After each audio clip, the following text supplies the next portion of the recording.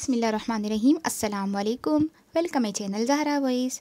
ہمارے پیارے حضور حضرت محمد صلی اللہ علیہ وآلہ وسلم نے مہاجرین اور انصار کے درمیان بھائی چارہ قائم کیا۔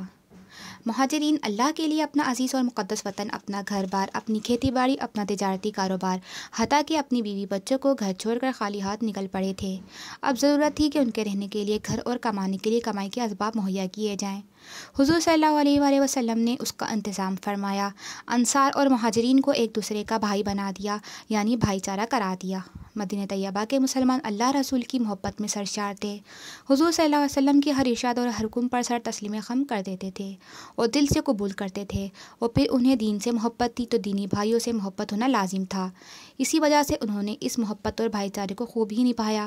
ہر انصاری نے اپنے مہاجر بھائی کو اپنا حقیقی بھائی سمجھا، اپنے آدھے مال اور گھر کا ان کو شریک بنایا، اور پھر نسل در نسل یہ محبت قائم رہی۔